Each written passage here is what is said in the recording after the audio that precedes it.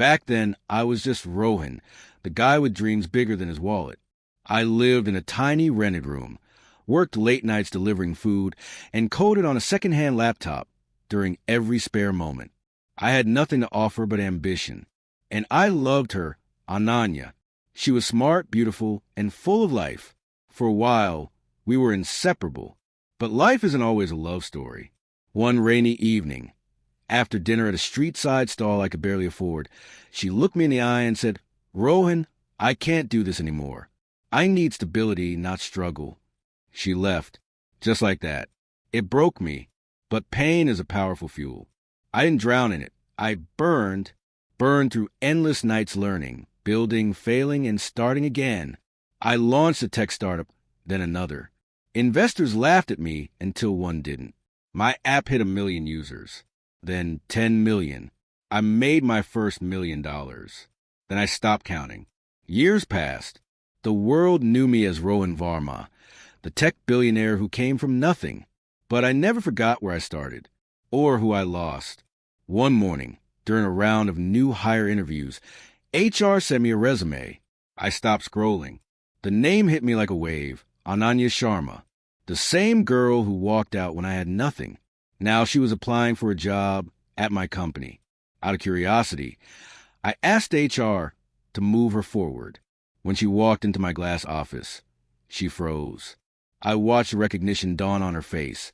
Surprise, regret, maybe even a bit of shame. "Rohan," she whispered. I smiled calmly. "Welcome to Varma Tech, Ananya. Have a seat. We have work to do." Her eyes searched mine for the boy she once knew. But he was gone. In his place sat a man who had turned Heartbreak into an empire. She now works under me. A capable employee, professional and respectful. But I see it. The weight of what could have been in her eyes every time our paths cross. Funny, isn't it? Once, she left me because I was poor. Now I sign her paychecks. Life has a strange way of settling debts, and I've never felt richer. In the weeks that followed, Ananya kept her head down. She was good at her job, organized, efficient, always on time. But there was a silence in her that hadn't been there before, like she was constantly holding back words she didn't know how to say. One evening, after a long board meeting, I found her waiting outside my office. "Do you have a minute?" she asked. I looked up. Her voice was steady, but her eyes told a different story. I nodded. "Come in." She stepped inside and closed the door. "I just wanted to say I'm proud of you," she began. "You did everything you said you would, everything I didn't believe you could." I didn't respond immediately. Instead, I leaned back in my chair, studying her. She looked different, not just older, but changed. Life had tested her, too. "Why now?" I finally asked. "Why come here? Of all companies, all places, why mine?" She looked down, fingers twisting the ring on her hand. "Because I wanted to see if the man I left behind had become a man I always knew he could be, and because maybe I hoped he'd understand." I gave a short laugh. "Understand what? That you chose comfort over commitment? That when I needed someone to believe in me, you walked away?" She flinched. "I'm not angry anymore," I said, "but I remember everything." Silence fell between us. Then she said, softly, "I didn't just leave you because you were poor, Rohan. I left because I was scared. Scared you'd never make it, and scared that if you did, I wouldn't be enough for you." That caught me off guard. "I've lived with that regret every day," she continued. "Not because you're successful now, but because I gave up on someone I loved too easily." I stood up and walked to a window. The city below shimmered with lights. Buildings, cars, 1,000 stories unfolding at once. Mine just happened to be one of them. "You were right to be scared," I said quietly. "Success changes everything, including people." I turned to face her, but it didn't make me bitter. It made me better. She nodded, tears quietly lining her eyes. "I'm not asking for anything, Rohan.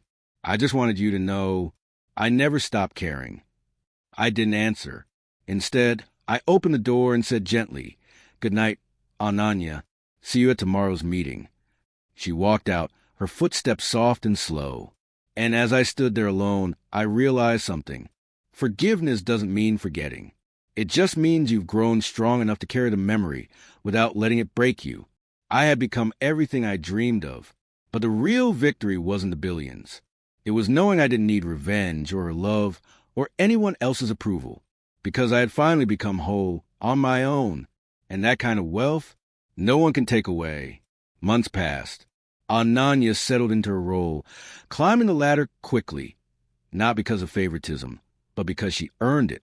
She led projects with precision, managed teams with quiet confidence, and contributed ideas that moved the company forward. From the outside, we were just boss and employee, cordial, professional, distant. But behind the silence, an unspoken understanding simmered between us. Not love, not longing, just two people carrying different versions of the same past. One late night, while reviewing proposals in the conference room, she lingered after the rest of the team had left. I looked up from my laptop, half expecting the usual polite goodnight. Instead, she walked over and placed a thin envelope on the table. "What's this?" I asked. "My resignation," she said. I blinked. "Why?" "I've accepted a position at another firm. Smaller, more personal. I need a fresh start, somewhere that's not haunted by what I lost." I studied her carefully. There was no bitterness in her voice this time, no plea for reconsideration, just clarity. "You've done good work here," I said. "You'll do great wherever you go." She smiled faintly. "You know, back then, I thought success would change you into someone arrogant, but it didn't. You became someone stronger, but still kind. That's the part one regret losing most." She turned to leave, but before she could walk out, I said, "Ananya." She paused at the doorway. "I don't hate you. I never did. I just had to let go of the idea that you were meant to stay." She nodded, eyes soft. Maybe we weren't meant to last, but we were meant to begin. And then she was gone. Years later, in an interview with a business magazine, a journalist asked me, "What was the turning point of your life?" I smiled and replied, "The day someone walked away because I had nothing." "Why that day?" they asked. "Because it taught me the most important lesson. When you're building something great, not everyone will stay for the ride. And that's okay. The ones who are meant to be there at the top, they'll find you, or you'll find them." The journalist paused, clearly expecting more. But I'd said enough. Some stories don't need revenge. Some victories don't need applause. And some heartbreaks turn into the foundations of empires. I built mine from the ashes of goodbye, and it stands stronger than ever. It had been 3 years since Ananya left Varmatech. Life had moved on. So had I. The company expanded globally. I invested in startups, mentored young founders, spoke at conferences. People saw the billionaire, the empire, but only I knew the origin, the crack in the heart that let the light in. The company expanded globally. I invested in startups, mentored young founders, spoke at conferences. People saw the billionaire, the empire, but only I knew the origin, the crack in the heart that let the light in. One winter evening, I was invited to speak at charity gala for underprivileged entrepreneurs. After my keynote, a woman approached me at the edge of the crowd. It was Ananya, but this time she looked different, at peace. "I didn't expect to see you here," I said. She smiled. "I run a nonprofit now. We help women from low-income backgrounds start their own businesses." I was invited too. My eyebrows rose. That I hadn't expected. "That's incredible," I said genuinely. She nodded. "I used to think love was about comfort. But after everything, I realized real love for yourself or someone else is about belief. You taught me that." For a moment, the air was still. No regrets. No apologies left to give. Just two people who had finally become the best versions of themselves, apart. As she turned to leave, she paused and looked back.